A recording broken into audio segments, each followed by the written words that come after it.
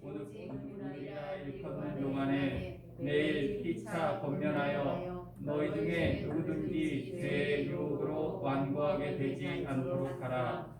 우리가 시작할 때 확신한 것을 끝까지 견고히 잡고 있으면 그리스도와 함께 참여한 자가 되리라. 아멘. 우리 지난주의 말씀을 잠깐 한번 요약해 보면요. 어떤 말씀이냐면은 성령이 이르신 바와 같이 오늘 너희가 그의 음성을 듣거든 하면서 이제 세 가지로 말씀을 드렸는데 그 하나가 뭡니까? 성령이 교회들에게 하시는 말씀을 들어야 된다.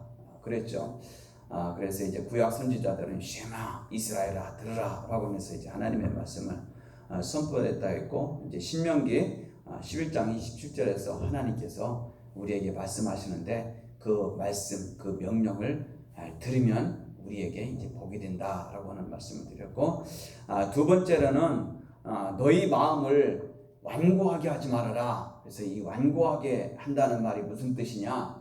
이제 하나님을 격동시키는 거다. 이 격동시키는 것이 뭐냐? 하나님의 말씀이 임하면은 그 말씀을 받아들이는 것이 아니라 그 말씀과 충돌하는 것, 그것이 격동하는 것이다. 그래서 이제 하나님을 격동하게 하지 말아라 라고 했고요. 세 번째로 40년 동안 너희는 나의 행사를 보았다. 이스라엘이 광야 40년 동안 있으면서 하나님이 행하신 일들을 다 보았다는 거죠. 만나가 메추라기를 내려주시는 것도 그들은 보았고 경험했고, 또 그들이 잘못했을 때에 심판하시는 그 하나님, 그것도 그들이 눈으로 보았고 또 몸으로 또 그것을 체험했고, 이런 것들에 대해서 말씀했습니다. 그러면서 이제 10절 11절에 가서 뭐라고 그래요? 미혹 이제 된 자들에게, 미혹된 자들은 주의 길을 알지 못하고 또 하나님께서 노하셔서 결국은 그들을 하나님의 안식에 들어오지 못한다 라고 하면서 이제 11절까지 말씀을 이렇게 마쳤는데요. 제가 보다 보니까 이제 10절의 말씀이 한 번 더 이렇게 묵상이 되더라고요. 10절의 말씀 보니까 이제 두 가지를 말씀을 하는데, 이 세대를 향해서 이제 하나님의 사람이 경고의 말씀을 하시는 건데요. 첫 번째는 항상 이 세대가 미혹이 되어 있다라고 하고, 또 하나는 뭐냐면은 그들이 미혹되어 있기 때문에 내 길을 알지 못한다. 이렇게 두 가지로 이제 지적을 하더라고요. 그러면서 이제 우리가 현재 이 시대 속에서 살아가면서 1년 한 해를 이렇게 돌아보면서 우리에게 정말 기쁨을 주는 좋은 소식이 어떤 것들이 있었을까라고 이렇게 생각을 해보니까요, 뭐 그렇게 크게 우리에게 국가 전체적 공동적으로 이렇게 기쁨을 주는 것들이 별로 없었다라고 하는 것 같아요. 그냥 다 죽겠다, 힘들겠다, 자살했다, 뭐 이런 것도 물론 코로나 때문에 그런 것도 있지만은 그런 것들만 있더라고요. 그러면서 이제 사람들의 이제 기쁨을 찾으려고 하는 게 어디냐? 이제 스포츠 스타가 아주 잘해서 이제 그런 것을 통해서 기쁨을 조금, 또 위안을 조금 받는 그런 정도. 아니면은 뭐 가수나 이 배우 이런 사람들이 아주 활동을 잘해서 뭐 이제 이 권위 있는 그런 상을 받아서 이제 국민 전체들이 뭐 같이 이렇게 기뻐하고 좋았던 것, 이 정도 뭐 국가가 전체가 좋아했던 것은 뭐 그 정도지, 더 뭐 크게 좋았던 것들이 별로 없었던 것 같다, 그런 생각이 들고, 요즘 그냥 우리나라에서 이슈가 되는 게 뭡니까? 세계 전체적으로는 이제 코로나 팬데믹 시대이기 때문에 코로나가 그렇지만은 우리나라 국가적으로 봤을 때는 뭐 예전부터 그래왔지만은 이 정치, 그죠? 그것이 항상 이 헤드라인으로 나오는 것들이 뭡니까? 다 무엇 때문에 문제가 있다, 누가 어떤 일을 했다, 좋지 않은 소식들이 계속 들려옵니다. 그러면서 참 이 나라는 지금 어떻게 됐느냐, 지금 분열과 그 양극화, 그래서 사람들을 살리는 것이 아니라 사람들이 죽어나가고 있고 서로 물고 뜯고 그렇게 살아가는 그런 모습들이 이렇게 난무하는 그런 시대죠. 우리가 이런 소식을 매일같이 접하면서 우리가 살아가고 있는데, 이런 소식을 듣고 자라는 그 어린이들이나 청소년들이나 청년들은 그 정신세계가 어떨까, 그런 생각이 들더라고요.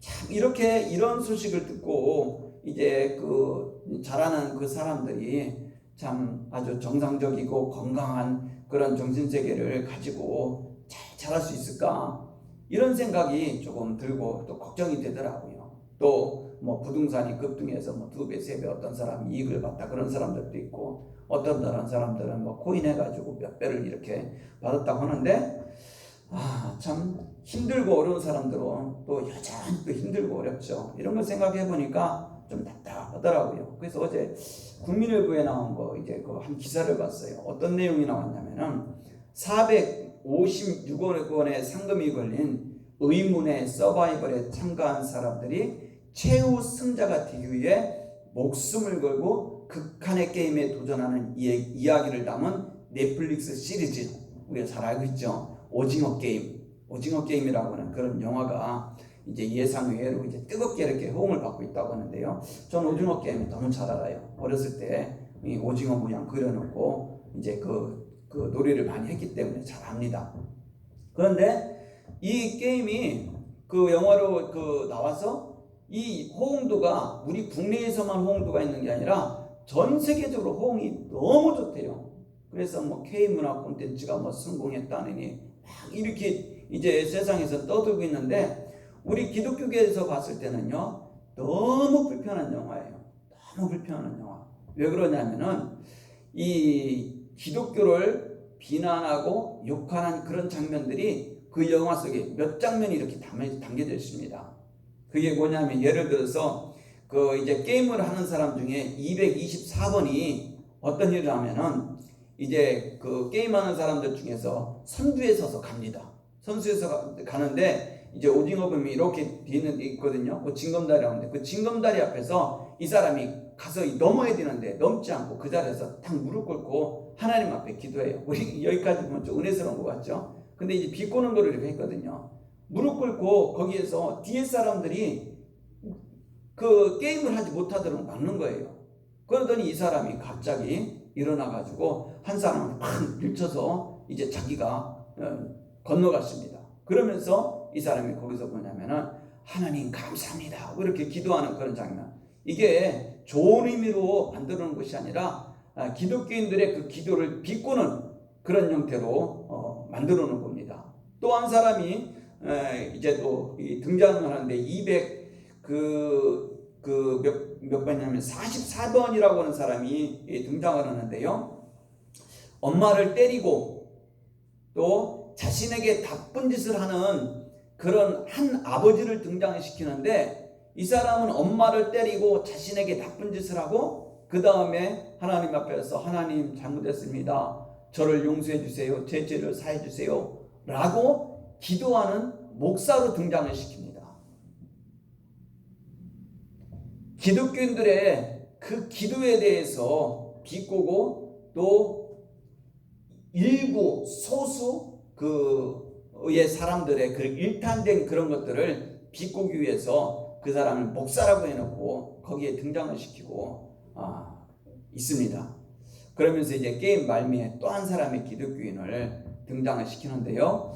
이제 그 게임에서 승리한 사람이 나중에 어떻게 했냐면은 눈을 안대로 가리우고 두 손을 뒤로 묶고 그리고 비우는 날 비우는 곳에 놨습니다.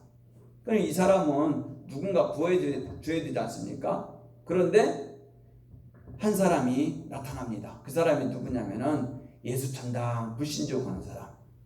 그래가지고 그 사람이 그 묶인 사람을 눈에 안대를 풀어주면서 첫 번째 하는 말이 뭐냐? 예수 믿으세요 라고 하는 말을 했다는 거예요. 그러면서 복음을 전하는 전도자들에 대해서 매우 비꼬는 그런 모습으로 거기에 등장을 시킵니다.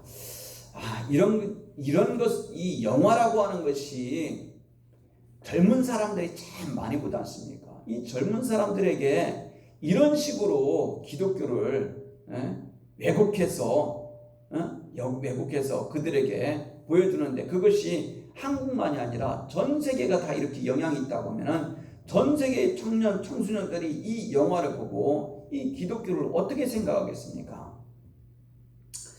참 어찌 보면 사이비 이단들이 저지르는 그런 행위를 기독교 전체가 그렇게 하는 것처럼 구분하지 않고 그렇게 세계에 알리는 그런 것들을 하지 않습니까? 저는 이걸 보면서요 그런 생각을 했어요. 야, 한국 큰일이다. 한국은, 우리나라는 이 복음 위에 세워진 나라인데 지금은 이런 문화를 통해서 기독교를 공격하는 나라가 지금 되겠구나. 한국은 세계에 복음을 수출하는 나라인데 지금은 복음을 파괴하려고 하는 그런 나라가 되겠구나. 그러면서 한 가지 생각되는 것이 지금 남북관계가 어떤 관계입니까?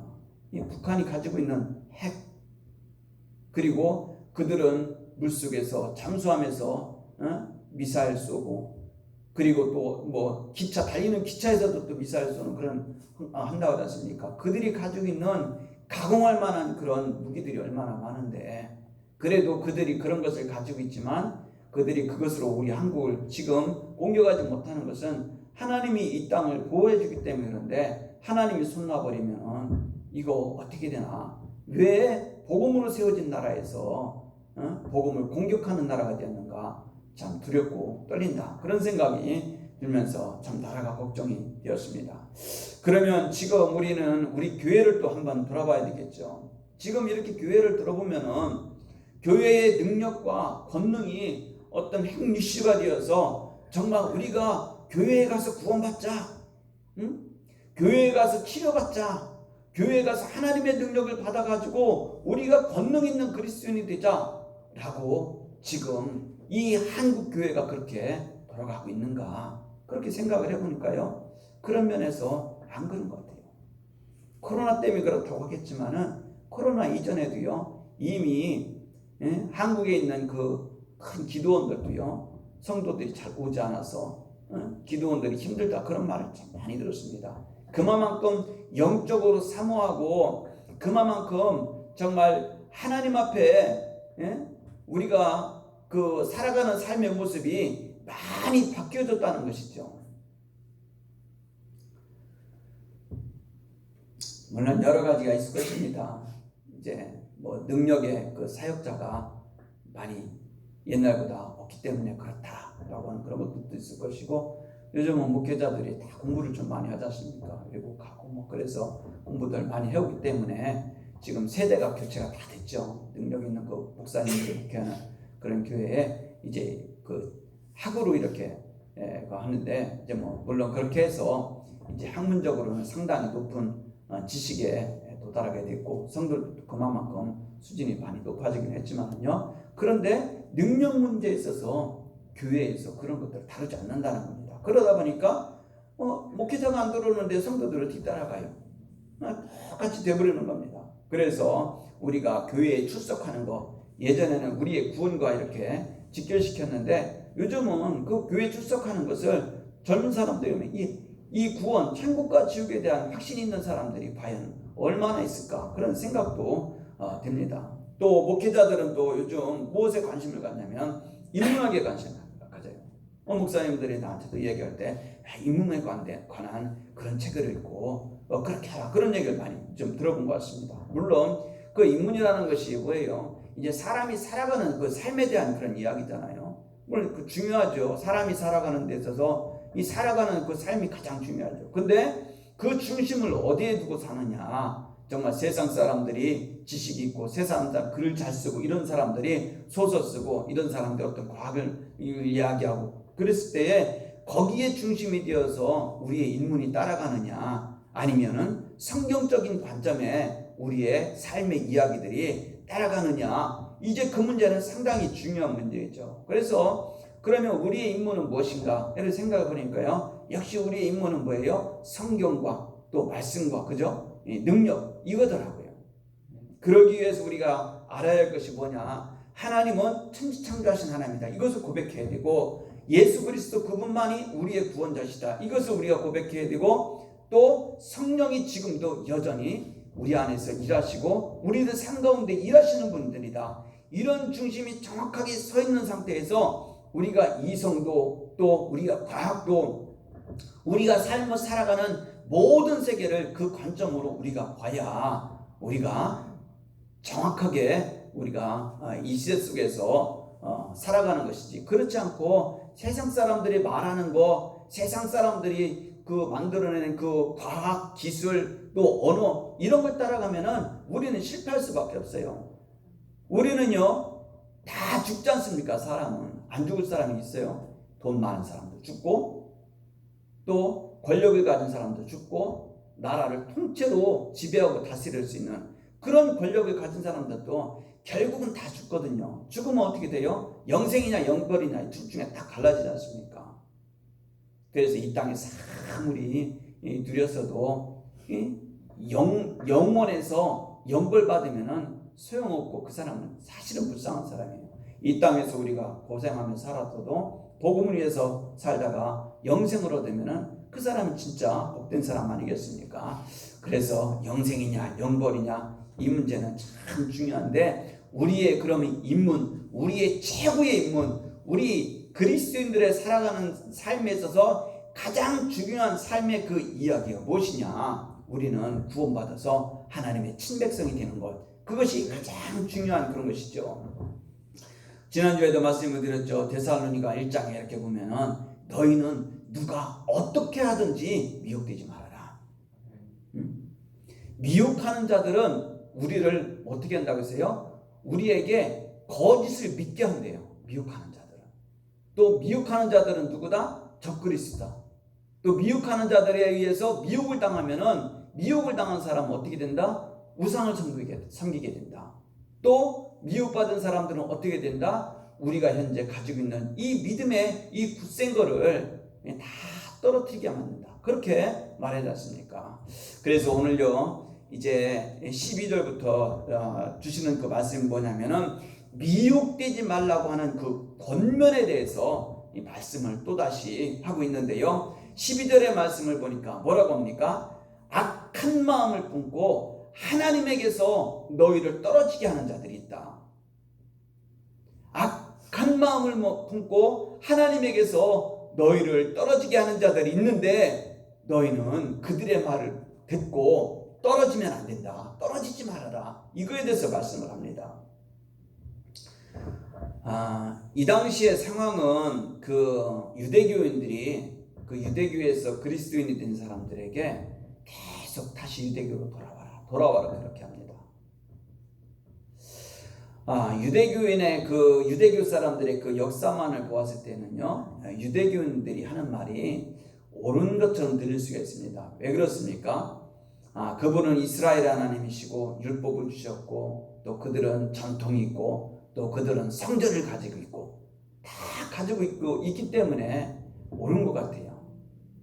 무엇보다도 이 당시에 유대교에서 그리스도인이 된 사람들은 정말 박해를 많이 받았어요. 동족들로부터도 박해를 받았고, 로마 사람들로부터 박해를 받았고, 뿐만 아니라 로마의属국이 되어 있는 소수민족을 통해서도 박해를 받았을 겁니다. 왜냐하면 이 사람들은 이 여호와 신앙이 너무나 뚜렷해서 어떤 것도 타협하지 않기 때문에 그렇죠.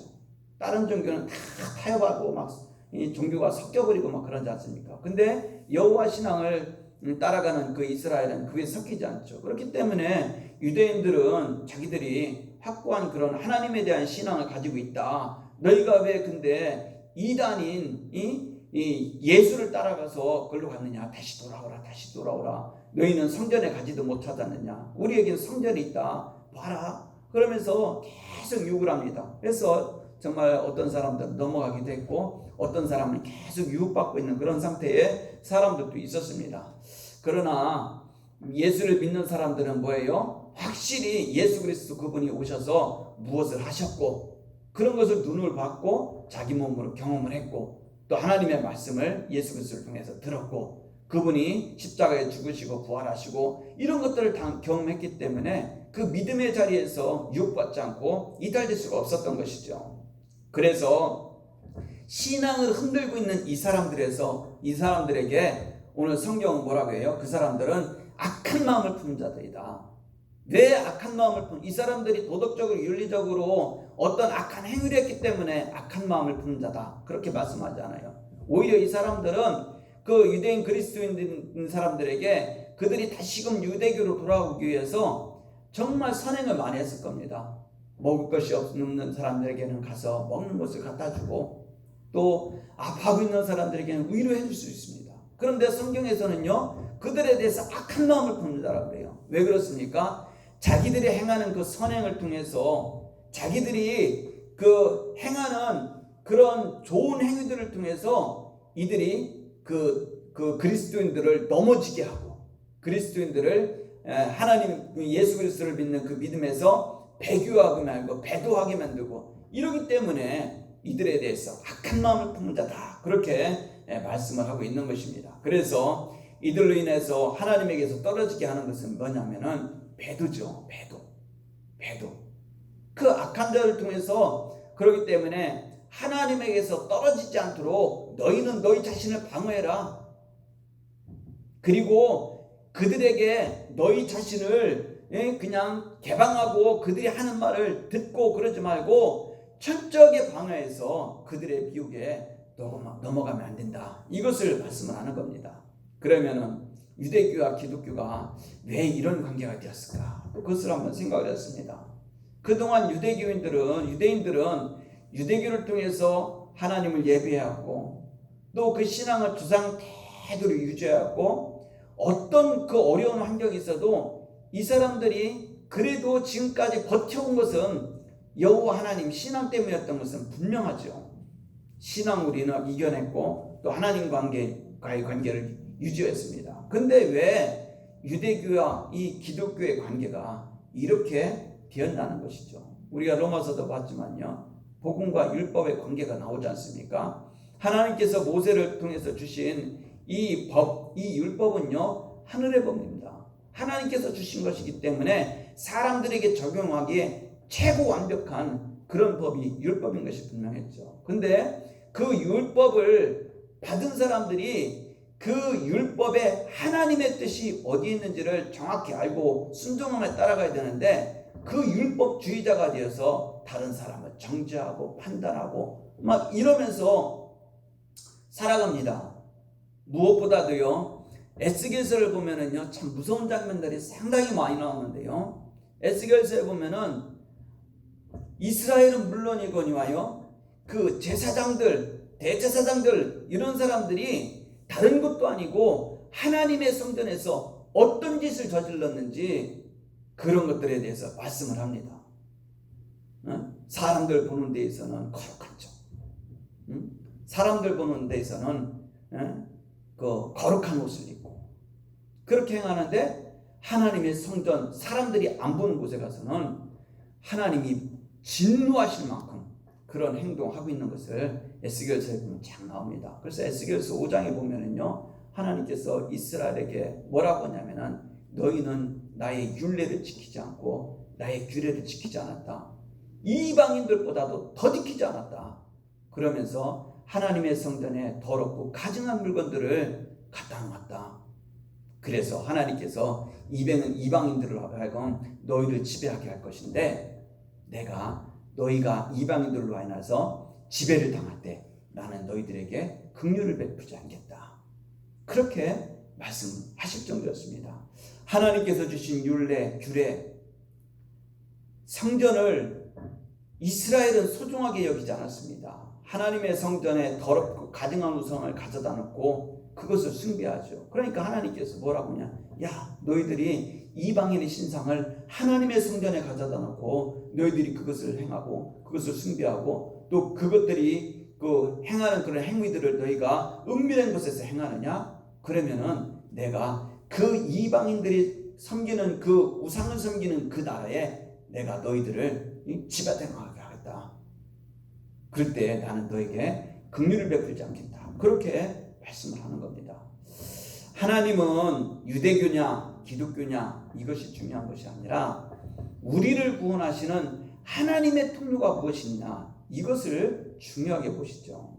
이제 우리의 구원은 뭡니까? 오직 예수죠. 왜 그렇습니까? 예수 그리스도는 하나님의 본체시고 또 그분이 오셔서 우리를 대신해서 우리의 죄를 용서해 주시기 위해서 십자가에서 죽으시고 또 부활하시고 그러시기 때문에 이제 우리의 구원은 예수인인데요. 근데 무엇보다도요 중요한 게 뭐냐면은 이제 유대인과 기독교의 이 차이에서 유대인들과 기독교가 어떤 차이가 있느냐, 자, 예수 그리스도에 대해서 유대인들은 안 믿어요. 그분이 메시아라고 안 믿습니다. 하나님의 아들이라고 안 믿습니다. 그런데 하나님은 뭐라고 그랬어요? 요한복음 3장 16절에 하나님이 세상을 이처럼 사랑하사 독생자를 보내셨으니, 자, 유대인들이 믿는 그 하나님에 대해서 그 하나님이 뭐 하셨다고 했어요? 하나님이 그 독생자를 보냈다고 했습니다. 근데 유대인들은 하나님을 믿는다고 하면서 하나님이 보내신 그 독생자를 믿지 않는 거예요. 그래서 유대교와 기독교가 다 갈라지는 것이죠. 마가복음 16장 14절에서 말씀해요. 11제자가 음식 먹을 때에 예수께서 그들에게 나타나셨는데요, 이미 먼저 예수의 부활을 본 자가 그들에게 예수의 부활을 전했을 때에 그들이 믿지 않았습니다. 그랬을 때 예수님께서 나타나셔서 뭐라고 하냐면은 이 완악한 사람들아 꾸짖으면서 왜 내가 살아난 것을 본 자들이 너희들에게 전해졌을 때 그것을 믿지 않느냐 책망합니다. 물론 그 제자들이 나중에는 성령 받고 이제 복음을 증거하는 증인으로 살다가 뭐 이제 다 순교하고 이런 했지만 나중엔 그렇게 했지만 어쨌든지 받아지지 않았을 때는 예수께서 그렇게 말씀을 하셨습니다. 그래서 왜 그런가? 왜 그 유대인들은 예수 그리스도 하나님이 보내신 그 아들을 믿지 않는가? 성경에 보니까요, 마가복음 7장 8절부터 9절까지 보니까요, 너희가 하나님의 계명은 버리고 사람의 전통을 지킨다. 너희가 사람의 전통을 지키기 위해서 하나님의 계명은 잘 버리는도다. 그렇게 말씀했어요. 뭐 때문에? 자기들의 전통 때문에 하나님이 보내신 그 하나님의 아들에 대해서 믿지 않는다라고 그렇게 말씀합니다. 마태복음 13장에서요, 예수님은 씨 뿌리는 자의 그 비유를 말씀하는데요, 거기에서 천국 비밀에 대해서 이렇게 말씀을 해주시지 않습니까? 그런데 거기서 뭐라고 말씀하냐면은 이사야의 예언이 그들에게 이루어졌으니 이르시되 너희가 듣기는 들어도 깨닫지 못하고 너희가 보아도 알지 못하는도다. 그 귀는 듣기에 둔하고 눈은 감았으니 이는 눈으로 보고 귀를 듣고 마음으로 깨달아 돌이켜 내게 고침을 받을까 두려움이라. 그렇게 말씀합니다. 완악한 사람들이 그렇게 된다는 거예요.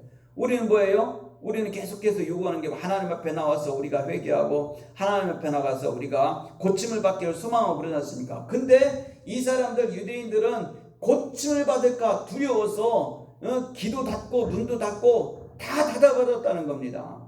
그러면서 너희는 눈으로 보므로 귀로 들으므로 복이 있도다. 우리는 복 있는 사람이 된 것이죠. 이 전통 때문에 그리스도를 믿지 못하게 하는 유혹하는 그 악한 마음을 품은 자들에게서 너는 그들의 미혹에 조심하라, 넘어가지 말라, 그렇게 말씀합니다. 두 번째요, 미혹되지 말라고 하시는 이 권면 13절에 말씀하는데요, 오직 오늘이라 일컫는 동안에 매일 피차 권면하여 너희 중에 누구든지 죄의 유혹으로 완고하지 않도록 하라 라고 그렇게 말씀합니다. 여기에서 또 완고하다는 그 단어가 나오는데요, 이 완고하다는 그 앞에서는 뭐예요? 하나님의 말씀이 하실 때에 그 말씀을 격동하는 것, 다시 말하면 하나님이 말씀하신 것에 대해서 충돌하는 것, 믿지 않는 것, 이것이 완고함이라고 했는데요, 이제 그 사전을 찾아보니까 완고함이 두 가지 의미가 있더라고요. 융통성이 없고 고집이 센 것, 그리고 완전하고 튼튼한 것. 내가 생각하는 것보다는 이 완고하다는 의미가 그렇게 나쁜 뜻이 아닌 것 같더라고요. 융통성이 없고 고집이 세다. 무엇에? 죄에 대해서 융통성이 없고 고집이 세다면은요, 그 사람은 죄 문제 해결하기 정말 힘들어요.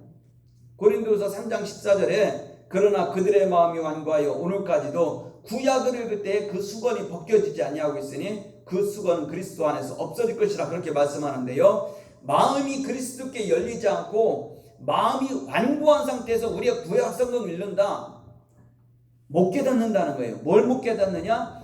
구약 성경에서 예표하고 있는 그분이 누구냐?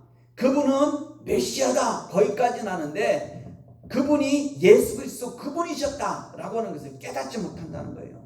이사야서에 세순이 나오죠. 그리고 고난받는 종이 나오지 않습니까? 그럼 우리는 이미 알죠. 그분이 누구냐? 예수 그리스도를 예표한 것이다. 우리는 알고 이제 그거에 대해서 은혜 받고 깨닫고 그러는데 유대인들은 그거 알지 못해. 세순이 누구냐? 고난받는 종이 누구냐? 그분은 하나님이 보내신 메시아다. 거기까지는 하는데 그분이 예수다. 이것을 인정을 않는 겁니다. 왜요?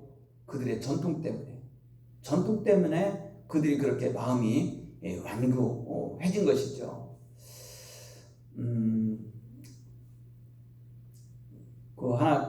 그 이야기를 해보면요, 뭐 아는 그런 이야기일 수도 있는데요. 제가 부교육자로 있을 때에 우리 김 전사님을 통해서 여기 이 혹이 나왔는데 깨끗이 나은 분이 있다고 했죠. 네, 이분이 있었죠. 근데 이분에게 그 동생이 있었어요. 남자 동생인데 그 남자 동생이 그 경주에 있는 그 동국대병원에 입원해 있대요. 그러면서 죽을 것 같대요. 그래서 임종 예배를 들어줄 수 있겠냐, 임종 예배를 들을 수 있겠냐 그러더라. 죽기 전에 내 동생이 구원받아서는 좋겠다. 김 전사님을 통해서 이 경험을 했기 때문에 그분이 이제 구원에 대한 확신이 있었던 것 같아요. 그래서 얘기를 하더라고요. 그래서 나는 김 전사님과 같이 가자고 했더니 안 간대요. 기도할 테니까 가래요. 그래가지고 그때는 코로나 이전이기 때문에 병원에 몇 명이든 뭐 같이 이렇게 가서 예배할 수 있었거든요. 그래서 한 6, 7명이 간 것 같아요. 6, 7명이 갔는데 동국대병원, 불교병원 아닙니까? 병원에 딱 들어갔는데요. 이 부처가 앉아있는 부처가 아니에요. 앉아있는 부처가 아니라 부처가 누워있어요. 누워있는데 엄청 커요. 그리고 금색으로 반짝반짝 합니다. 그런 부처가 누워있어요. 딱 들어가면은 그때부터 이제 영적인 전쟁이 시작되는 것이죠. 그래서 이제 들어가서 이제 환자를 만났습니다. 환자를 만나고 이제 임종 예배 들어달라고 했으니까 이제 보니까 그 환자가 두 손도 묶여 있고 두 발도 묶여 있고 입에는 뭡니까? 뭐 자가 물렸다고 그러죠. 완전히 물려 있고 이런 상태로 있으시더라고. 그래서 이제 그 예배를 드렸어요. 예배를 드리면서 이제 말씀을 좀 전했어요. 이제 말씀드리고 예배 끝나고 나왔습니다. 나왔더니 같이 갔던 그 권사님 중에 한 분이 그러더라고요. 목사님, 혹시 아까 예배 드릴 때 간호사 한 분이 계속 왔다 갔다 그러면서 어쩔 줄 몰라가지고 이렇게 마음에 둥둥둥둥 하는 거 봤어요? 못 봤어요. 예배 드리는데 그 사람들 불교병원이기 때문에 기독교인들이 예배 드리는 거 별로 많지 않습니까? 근데 내가 좀 길었나 봐요. 나 몰라요, 길었는지. 근데 그 간호사가 와가지고 막 왔다 갔다 하면서 막 동동동동 거리대요. 왜 빨리 끝나고 가야 되는데 왜 저렇게 오래 하나? 그런 거겠죠. 그래서 몰랐다고. 근데 그 원사님은 이제 두루두루 봤나 봐요. 그래서 이제 왔어요. 그러고서 이제 예배 끝나고 왔는데 뭐 예배 때는 아무 이상이 없었으니까 그대로 있었으니까 3일 지났어요. 3일 지났는데 연락 왔어요. 뭐라고 연락을 했냐면은 그분이 퇴원했대요. 그분이 왜 입원했냐면은 폐가 이만큼 뚫어졌다고 했거든. 폐가 뚫어져서 죽는다고 그랬거든. 근데 3일 후에 퇴원했대요. 건강한 모습으로. 그래가지고 이제 그 누나가 이 동생을 참 많이 아끼는 것 같아요.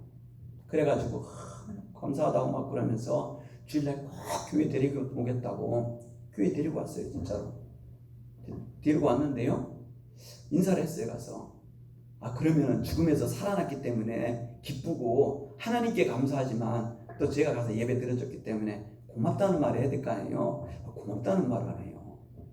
인상을 보니까 인상도 별로 안 좋아요. 꼭 보면은 교회를 억지로 끌려온 것 같아요.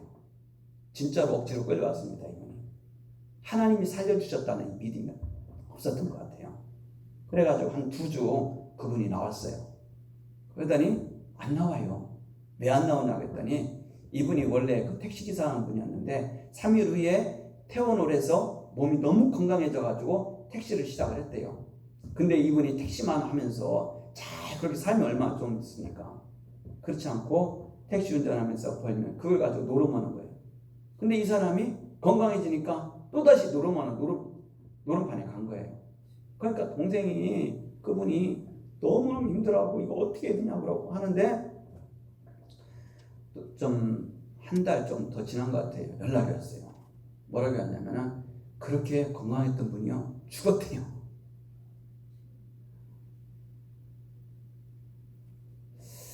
그러면서 그 사람에게 있어서 큰 마음을 가져다 주는 것이 무엇이었는가 생각해 보니까요, 노름이었더라. 그 노름이 하나님을 믿지 못하게 하는, 하나님에게서 떨어지게 하는 그런 것이었더라고요. 그것을 이기지 못하니까 하나님께서 연장시켜 주신 그 생명을 하나님이 그냥 취소시켜버려요. 그러니까 죽는 겁니다. 아니, 폐가 이만큼 뚫려서 건강하게 퇴원해가지고 얼마나 건강했는데 3일 만에 택시 운전을 할 정도면 얼마나 건강하게 하나님이 해주신 거예요. 근데 죄의 유혹을 이기지 못하고 다시 그 길로 들어가니까 하나님이 그냥 그 연장된 생명을 취소시켜 버리더라고요. 죄가요 그렇게 무섭고 끈질깁니다. 자, 미혹되지 말라고 하는 세 번째 권면이 있습니다. 14절에서요, 우리가 시작할 때 확신한 것을 끝까지 견고히 잡고 있으리라, 이런 권면인데요, 어떻게 된다고 하냐면은, 그렇게 우리가 시작할 때 확신한 것을 끝까지 견고히 잡고 있으면은 그리스도와 함께 참여한 자가 된다. 그리스도께서 사명을 감당한 그 십자가 사건에 참여한 자가 된다 말씀하는 것이죠. 그리스도께 속한 사람이 된다는 것을 말씀하는 거예요. 우리가 사람이 태어나서 가장 영광스러운 건 뭐예요? 그리스도의 그분의 그리스도와 함께 이 참여하는 자, 그것이 가장 영광스러운 것이죠. 우리가 끝까지 믿음으로 굳게 서 있으면, 흔들리지 않고 떨어지지 않고 하나님께 속한 자 있으면, 속한 자로 살면 우리는 그리스도와 함께 참여한 자가 된다. 나홈 2장 1절에 보니까 이런 말씀이 있어요. 파괴하는 자가 너를 치러 올라왔나니 너는 산성을 지키며 길을 파수하며 네 허리를 견고히 묶고 네 힘을 크게 굳게 할지어다. 아무리 원수가 나를 미혹해서 넘어지려 하고요, 하나님의 집이 된 나에게 올라와서 나를 치려고 하고 나를 미혹하고 나를 넘어뜨리려고 한다 할지라도 내 마음, 내 믿음의 산성을 내가 지키고 내 허리에 힘이신 예수 그리스도를 믿는 믿음을 견고히 붙고 내가 가야 할 길을 갈 때 우리는 미혹을 이길 수 있는 것이죠. 그러면서 우리 고백하는 거예요. 주는 나의 견고한 산성이시고 주는 나의 피난처시고 주는 나의 견고한 왕대가 되시는 분이십니다. 이 고백할 수 있지 않습니까? 시편 93편 2절에 그렇게 말씀해요. 주의 보좌는 예로부터 견고히 있었으며 주는 영원부터 계셨나이다. 주의 보좌는 견고하고 주는 영원부터 계신 분이시기에 나의 믿음을 견고히 하고 미혹에 넘어지지 않으면 우리는 그리스도와 함께 참여한 자가 된다 말씀있죠.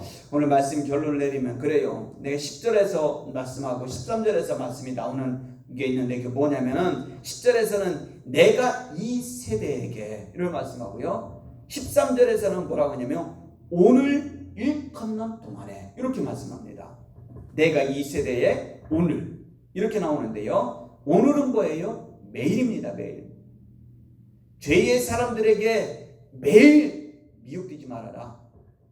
죄의 사람들에게, 마음이 악한 자들에게 그들의 말을 듣고 너희가 하나님 앞에 완고해지거나 그들에게 미혹되어서 하나님에게서 떨어지지 말아라. 언제요? 매일. 또 이 세대에 그런 사람이 되지 말아라. 그러면서 매일 피차 권면하여 이렇게 말씀하죠. 매일 피차 권면하여. 신앙이라는 게 뭐냐? 이 신앙이라는 건 함께 가는 거, 함께. 혼자 가는 게 아니고, 혼자서는 실패하고 넘어질 수 있지만요, 좋은 믿음의 동력자들과 함께 가면은 실패하고 넘어지지 않습니다. 전도서 4장 11절과 12절에 그렇게 말씀하죠. 두 사람이 누우면 따뜻한데 한 사람이 누우면 어찌 따뜻하겠느냐.